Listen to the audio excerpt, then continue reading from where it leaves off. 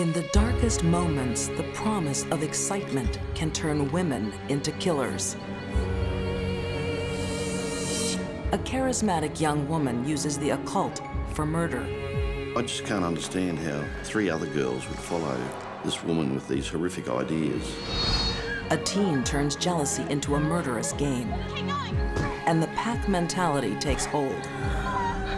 We see people in groups doing things that they would never do individually. A 16-year-old girl picks up a gun and shoots into a schoolyard just because she doesn't like Mondays. What I see is a person who felt like, I don't have anyone that loves me. I don't have anyone that even cares about me. These are deadly women, all seduced by the dark thrill of a kill.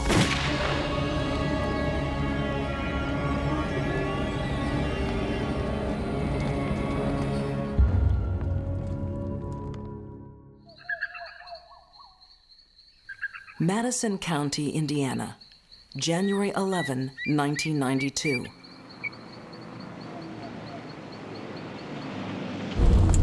Don Foley is about to make a terrible discovery along the roadside. A farmer and war veteran, he's used to seeing death and suffering. I've seen dead animals. I was in the service. I've seen people burnt and stuff, so I'd seen it before, but nothing like that. I thought it was a mannequin to start with, or one of them rubber dolls you hear about. She was burnt real bad from here up. The young girl's body had been sexually assaulted, tortured, burned. The victim, 12-year-old Shanda Sharer. Even those used to brutal slayings, like former FBI profiler Candace DeLong, were shocked by this crime.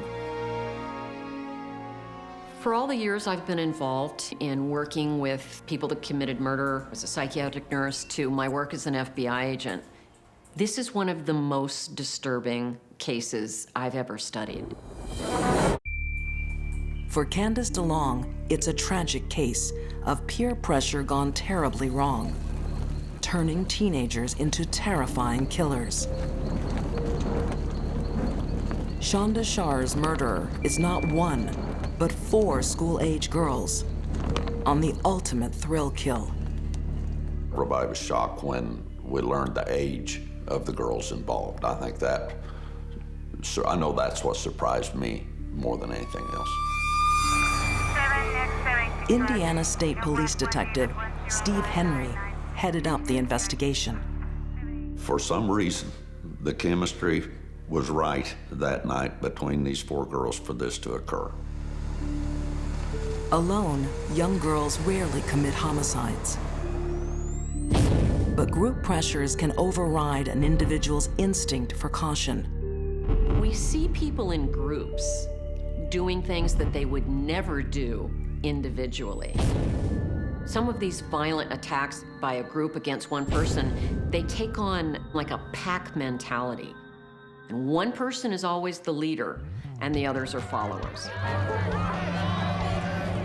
It started 3 months before, outside a school dance. Amanda Hevron is with her new friend, Shanda Sharer. I met her in junior high. I was in 8th grade, she was in 7th. We became very, very close. We became really good friends.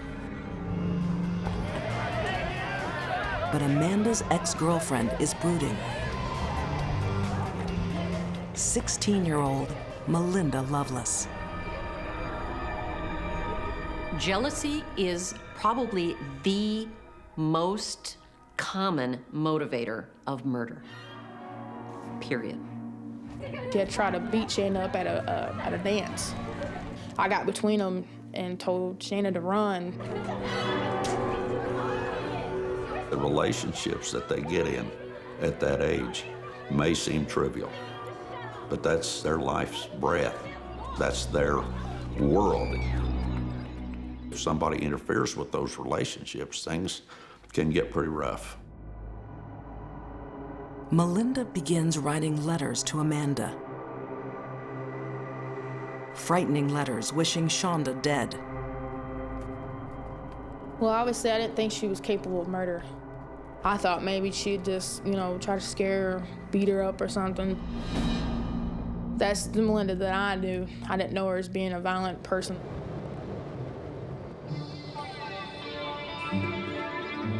She convinces some friends.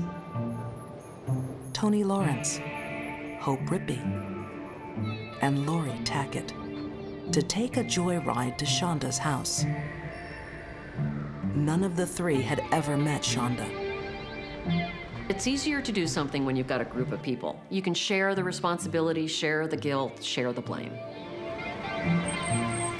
Melinda has assembled her pack. The only question now, how far will they go? There is no doubt in my mind that Melinda intended to cause the death of Shanda.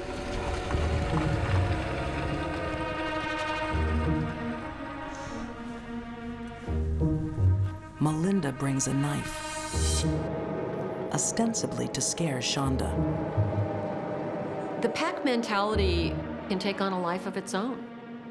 The leader determines what's going to happen, and the other members of the group, sometimes they'll go along with it to impress the leader, and sometimes they go along with it because they're afraid of going against the leader.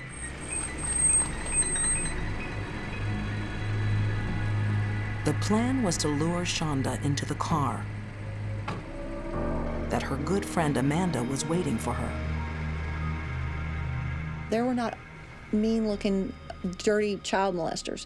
There were 2 children that looked like her that were not threatening, and they said, just walk 25 feet and talk to her.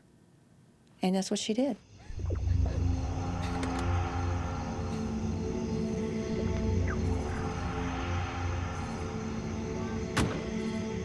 And they had her.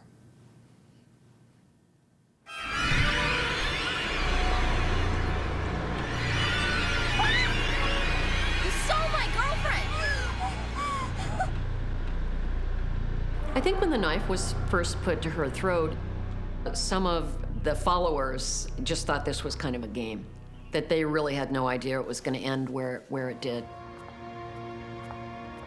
It would be the last day Shanda's mom, Jackie, ever saw her daughter.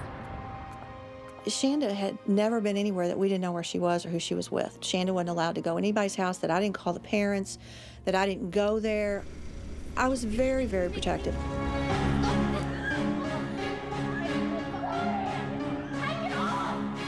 Shanda is driven to the countryside, then assaulted.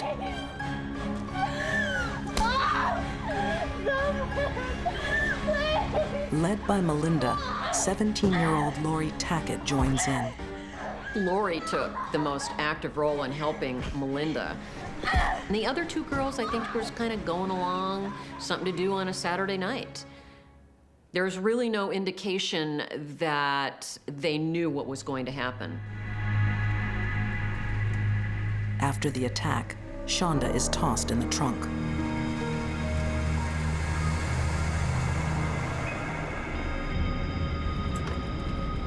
Before dawn, things will only get worse.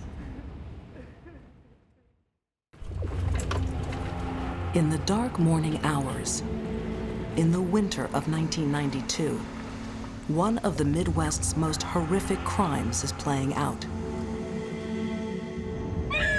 12-year-old Shanda Sharer has been lured into a car, assaulted, and tied up.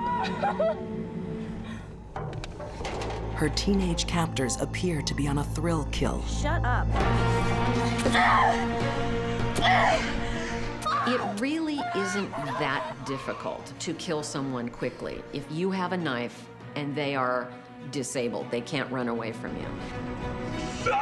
And yet, we didn't see that in this crime. We saw a very long, drawn-out, horrible torture. Shanda suffers unimaginable abuse. Hope Rippey sprays window cleaner. as the assault ends. One could say Hope really didn't want to deal her a fatal blow, but felt compelled to do something to make it look like she was into the murder. 15-year-old Toni Lawrence is the only one to resist. I can only imagine that she was terrified. If they did that to her, they can do that to me. Oftentimes they become paralyzed with fear. And yet she was able to say, I'm not going to be a part of this, I'm not going to look, I'm not going to do anything. But she must have been terrified.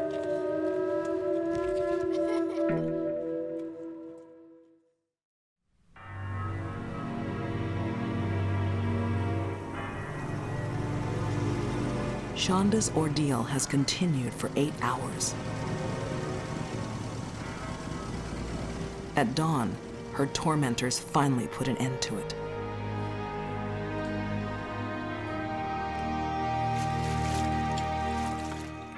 Well, I think these girls used gasoline because partly they didn't know what they were doing. I think if they'd found some big heavy boulders, they would have dropped them on her body. It was just whatever was convenient, whatever popped into their mind.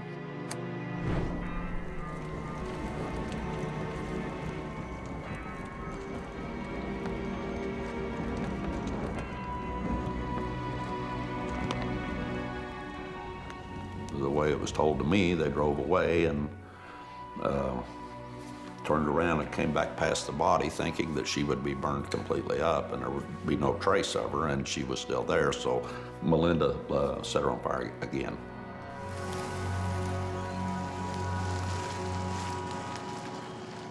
And then we went to McDonald's and had breakfast.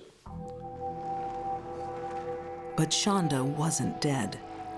They identified soot in her airways, which means at some point she had actually inhaled or was breathing in the fumes, the fire, the burning contents that were all around her.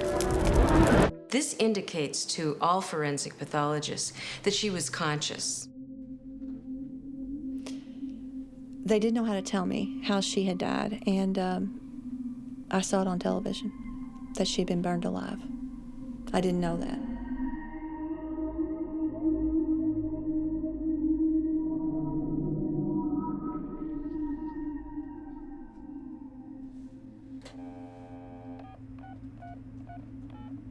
Later that day, Melinda confesses to ex-girlfriend Amanda Hevron. Amanda. She told me everything that had happened. I thought it was a joke, because I just can't fathom that 4 girls would do this to another human being. This is, this is stuff you wouldn't even do to an animal, In Melinda's mind, it might have been simple. Remove the competition, and then you'll be #1 again. She also might have been telling her partly as, look what I can do. And I'll do it to you if you don't come back to me. We don't know. 81 clear. 8814 clear.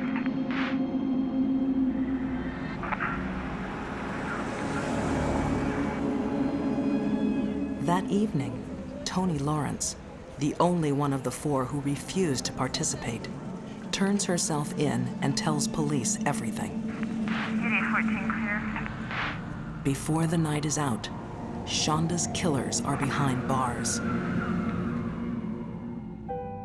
Shanda's death shatters her family. She weighed 77 pounds. In 91. The year before, that was the year before she died. There would be another victim, Shanda's father. Steve could not have been a prouder father. Shanda was his life. From the day that she died, he did everything he could to kill himself besides putting a gun to his head. And finally, he drank himself to death, and he died at 53. What could motivate such a crime? Jealousy? Pack behavior?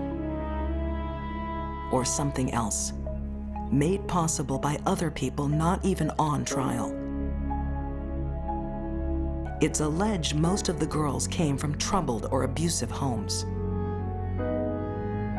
I think every horrible thing that happened to each one of those girls, everything they had held in all their life, they took it out on my child.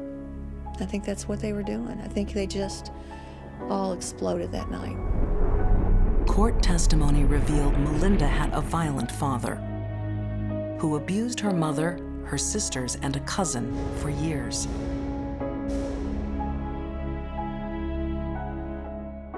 I think the outrageous home life that Melinda was subjected to at the hands of her father and the mother who didn't protect her from that played a tremendous role in why she eventually grew up to be a murderer. None of these girls were born murderers. They weren't born to murder children. They weren't born to be in prison. This is what we do as parents. We mold our children into what they are. All four were tried as adults and pled guilty. Tony Lawrence, the least involved, was sentenced to 20 years, but was released in 2000. Accomplice Hope Rippey was sentenced to 60 years, but released early in 2006. Still serving their 60-year sentences in Indiana State Women's Prison, Lori Tackett and Melinda Loveless, the teenager whose violent past and catastrophic jealousy created a thrill killer. Melinda Loveless is the closest thing you will ever look at and know what the devil is. Her eyes are empty. There's nothing inside of her.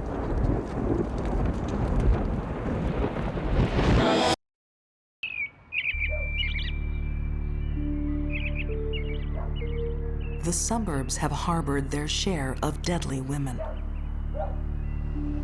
But until 1979, one of its institutions had been largely untouched by violence or death.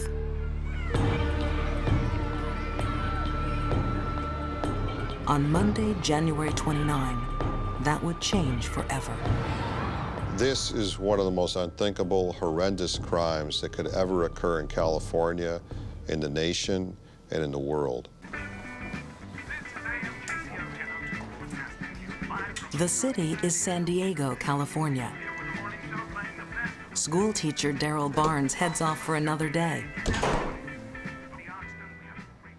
I was a teacher for 38 years. I enjoyed the community and I enjoyed the kids that were there. It was an extremely pleasant experience until the incident happened.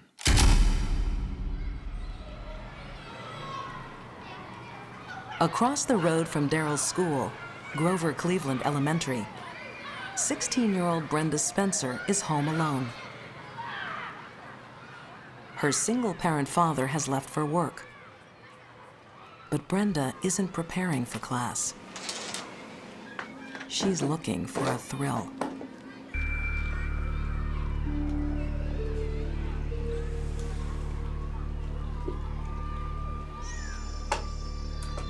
This Monday would spawn a hit song and become the most infamous school day in modern history.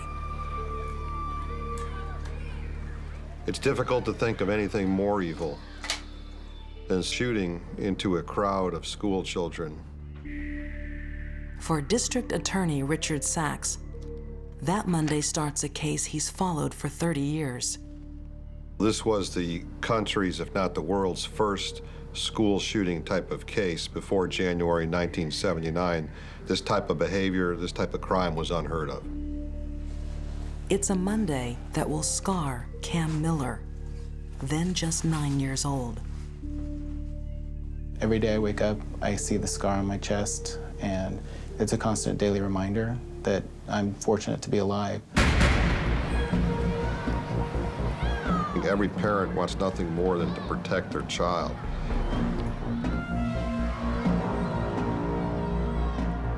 In this particular case, these parents thought they were doing that by sending their kids to school. as I walked up to the school. Apparently she saw me. I was wearing a blue vest, and I was a good target because she liked blue, so she shot at her favorite colors. The bullet actually went in my back and out my chest. I was very fortunate that it did just go straight through my body. These .22 caliber rounds are going to be traveling probably at excess of 1,600 to 2,000 feet per second. So when something is going that quickly through your body, you won't perceive pain, but you will perceive a shock from the transfer of the kinetic energy. The principal and I were sitting in the office talking, and we heard this pop, pop, pop. It sounded like firecrackers to us, and it got our attention. I saw children either fall or grab a part of their body and start crying. Some screaming, some just look around in shock. We didn't know where this was coming from. Undetected, Brenda had the school under siege. As news of the killings gets out, the country goes into collective shock. They're asking, how can a killer open fire at defenseless children in a suburban schoolyard? One thing we can say with absolute certainty is having a gun accessible to a minor greatly contributed to the case and was absolutely wrong and illegal. Brenda's .22 caliber rifle is a Christmas present from her father. There is no question in my mind that Brenda's father bears a tremendous amount of responsibility for what happened. Buying a rifle and supplying her with bullets, he has much to be ashamed of. Brenda had been known in the neighborhood as a troublemaker. Colleen Davidson was just 5 when she first tried to befriend her. One of my first memories is going to her house, and I had my Barbie doll, and she ripped its head off, and I was really upset because she said she was going to give me some clothes for it, and I went home crying. Doll mutilation is something that we have seen in children who later become, and teenagers who later become killers or stalkers of others. It can show a rage against the owner of the doll, or that's how she's abused at home by someone. She's recreating it. Brenda would later accuse her father of sexual abuse. What I see is a person who felt like, I don't have anyone that loves me. I don't have anyone that even cares about me. I can die tomorrow and everybody will be happier. And that was her state of mind, you see. So she felt, if I'm miserable, I'm gonna spread the misery to other people. Why not? Before that fateful January day, no one really knew what was going on in Brenda Spencer's mind. But soon she will tell the world.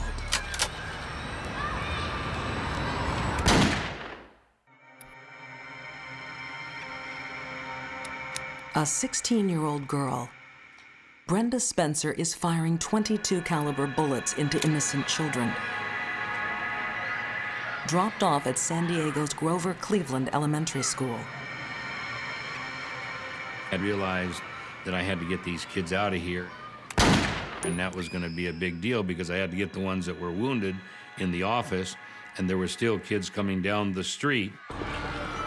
Teacher Daryl Barnes is joined by Principal Burton Ragg, who bravely jumps into the line of fire. There was 3 more pops, which were shots by Brenda Spencer. And he twirled and dropped down immediately right there at the front of the school. I ran over to him. He had a big red spot right on his chest, right here. A gunshot wound to the aorta is a very lethal event. The aorta is the major blood vessel that leaves the heart. It transfers oxygenated blood to all the organs in the body. It is putting out blood at a very rapid rate.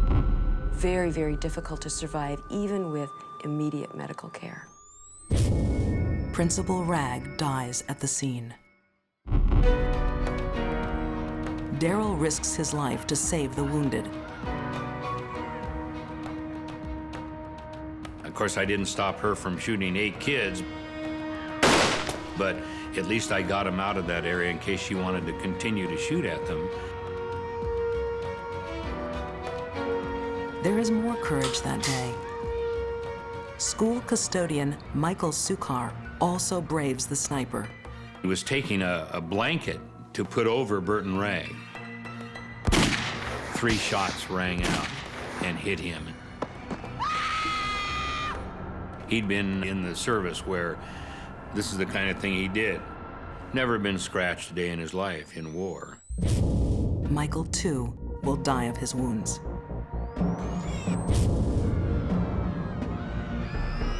I think the fact that Brenda shot on and on and on kind of speaks for itself in that she was enjoying it and it was doing something for her. Absolute power and control over the lives of others. By 9 a.m., police have arrived.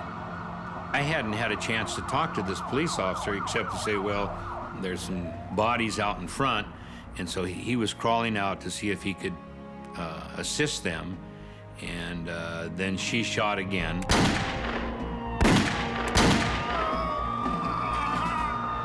Officer Robert Robb is shot in the neck.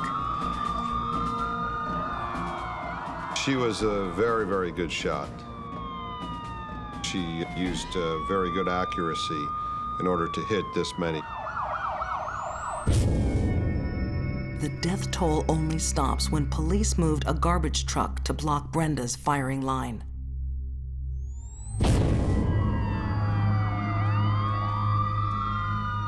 Before Brenda makes her next move, a journalist calls, asking why.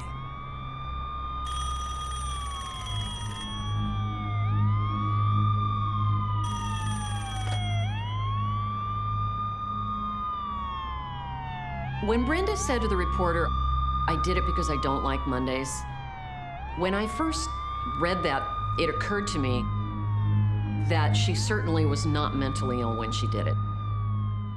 It was too flippant and sarcastic an answer for someone who's seriously mentally ill.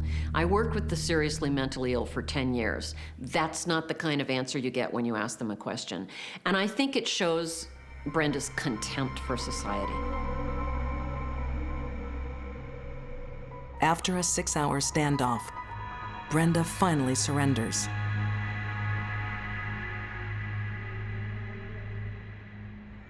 She shot approximately 36 times. She wounded 8 school children, 1 police officer, killed the principal of the school and the school custodian.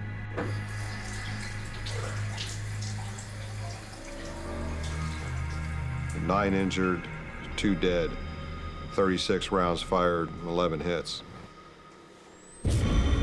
In April 1980, Brenda Spencer is imprisoned for 25 years to life. She has applied for parole 4 times. Each time, it's been denied. This is the type of case where, in our view, she should never be released from prison. She should spend the rest of her entire life in prison for what she's done. I don't have any animosities or vengeance towards Brenda Spencer. I forgave her a long time ago, but I do believe that it's important that she pays the consequences of her judgment. Many of us don't like Mondays, but Brenda Spencer had so much more not to like. Not the least of it, an abusive father who bought her a gun that she tragically used for a sick and twisted thrill.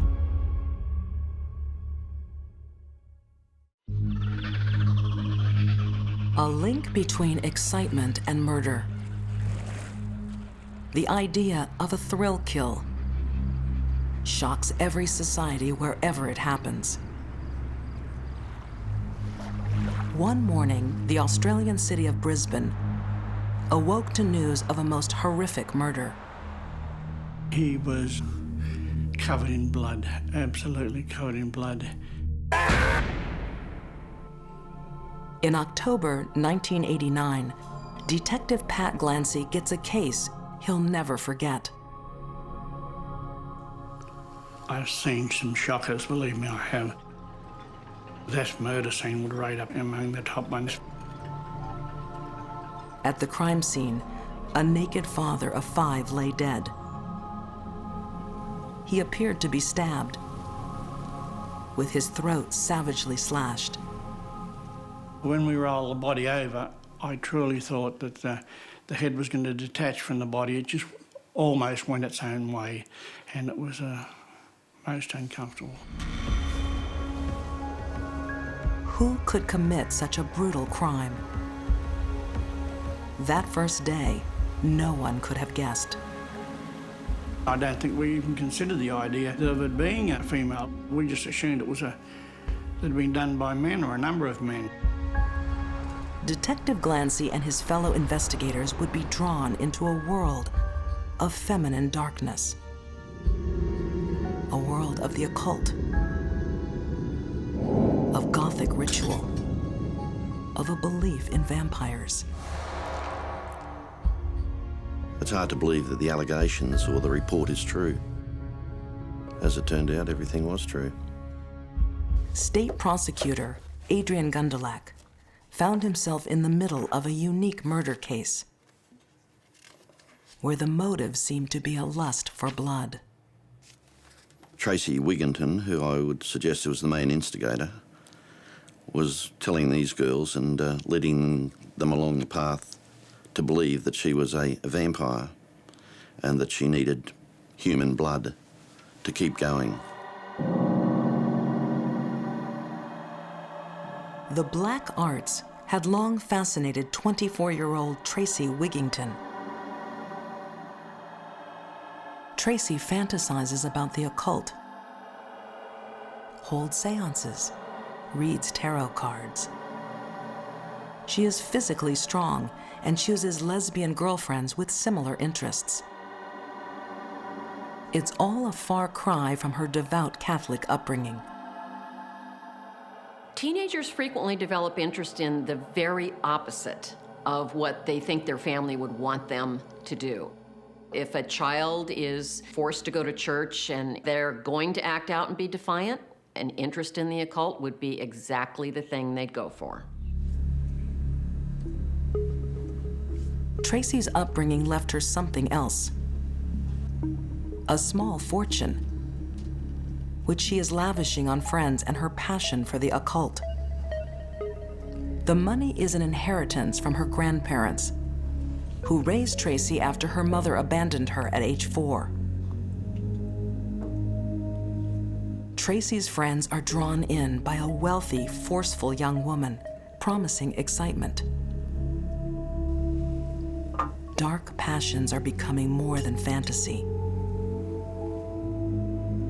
Tracy's friends will say they've seen her drink blood.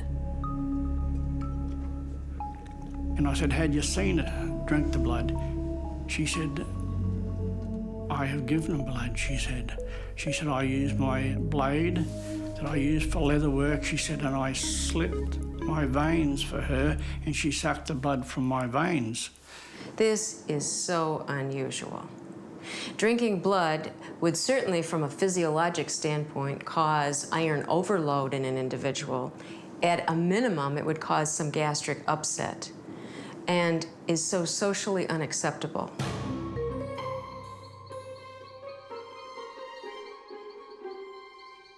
Vampirism is a clinical term. Being aroused by the idea of blood and drinking blood. That actually is a clinical perversion. Whatever Tracy's motivation, she's beginning to contemplate a terrible crime. During meetings with her friends, Tracy Wigginton tells them she needs fresh blood. Amongst her close circle, Tracy Waugh, her lover Lisa Pachinski and Kim Jarvis. It is only Lisa who has given her blood.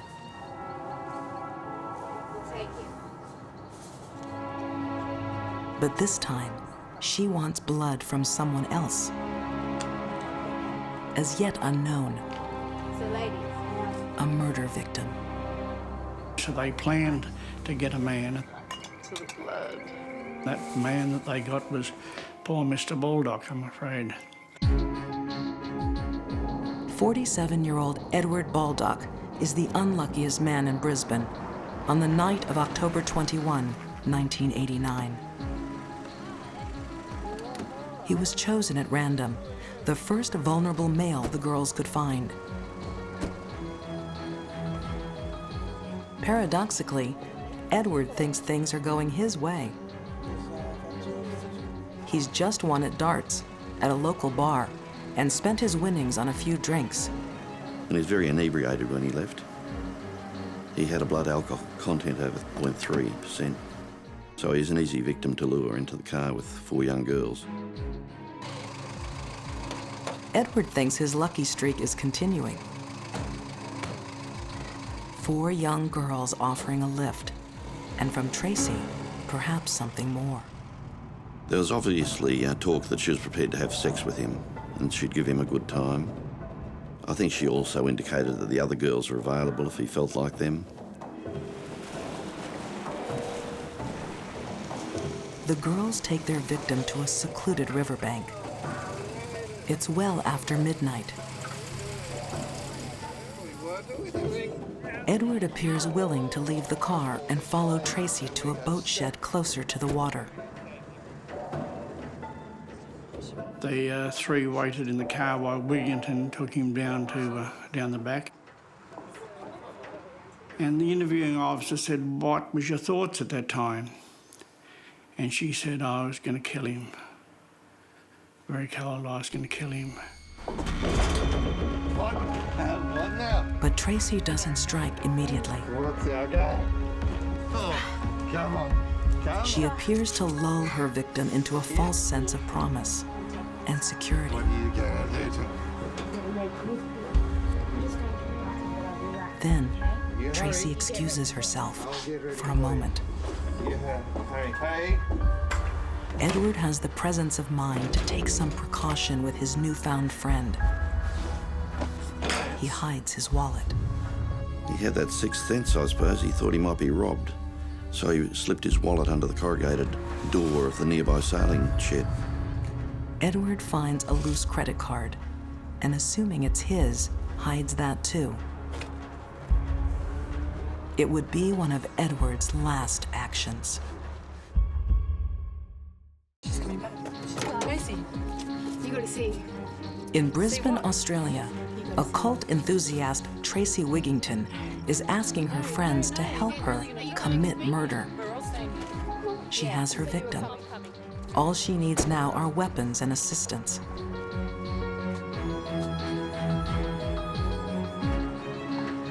But only one, her lover Lisa Pachinski, agrees to the thrill kill. Edward Baldock has been lured to his death. But Lisa freezes. Tracy does not.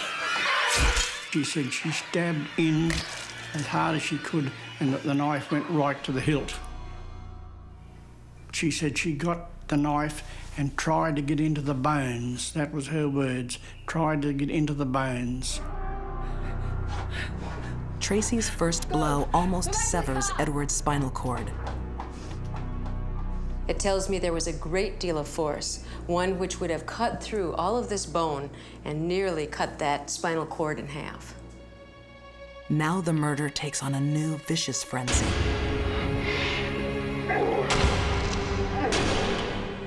She just brutally stabbed him. It was 17 or 18 times, according to the pathologist. And the hole in his back was as large as a bread and butter plate. It was huge. Another Another deep slash to her victim's throat.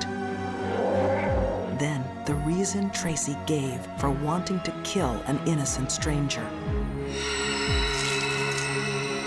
Blood. Kim Jarvis was asked, did she drink the blood? Did Wigginton drink the blood? She said when she arrived back, she looked like she'd had a 3-course meal.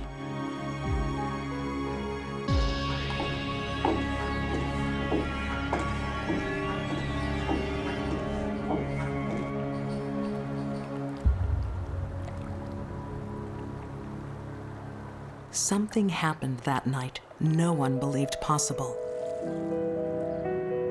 Not the police, not the victim, perhaps not even the girls who had gone along for the ride.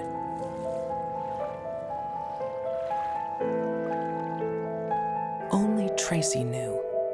Only Tracy had the desire and the will to carry it out.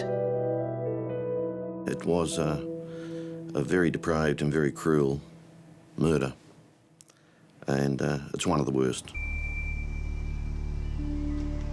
But the killer would be caught because of a thoughtless mistake. The credit card Edward hid for safety that night had been dropped by Tracy. I later checked those shoes after they'd been photographed, and I found the bank card was in the name of T.A. Wigginton. Detective Glancy's discovery helped lock away the woman local newspapers dubbed Brisbane's lesbian vampire killer. Tracy Wigginton was judged to be sane and convicted of first-degree murder. She serves a life sentence. I don't think she should ever be released, I really don't. It was just so vicious and done by a woman, a very, very cold, calculating woman. Lover Lisa Paczynski was also found guilty, though she never physically assaulted the victim. Kim Jarvis, who was judged to play a lesser role, was jailed for manslaughter. Tracy Waugh, who stayed in the car, was found not guilty. I just can't understand how 3 other girls would follow this woman with these horrific ideas. Since the police interviews in which she confessed, Tracy Wigginton has refused to speak again of the crime. We can only speculate why she wanted to be a vampire, in search of the ultimate thrill. The stalking, the choosing the victim, the luring him, the way that they dressed, and the multiple stab wounds, and then, of course, the drinking of the blood. That was all part of what her fantasy was, and something that she felt needed to be there for this crime to be complete.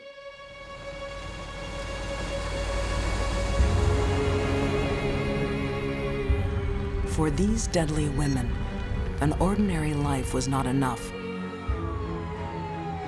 They crossed the line, falling into darkness, looking for something more thrilling.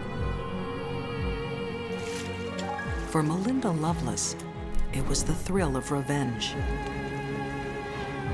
For Brenda Spencer, the thrill of control. For Tracy Wigginton, the thrill of the occult. Most of us know that the need for excitement must be controlled. That left unchecked, it can become sick and depraved. Not these deadly women.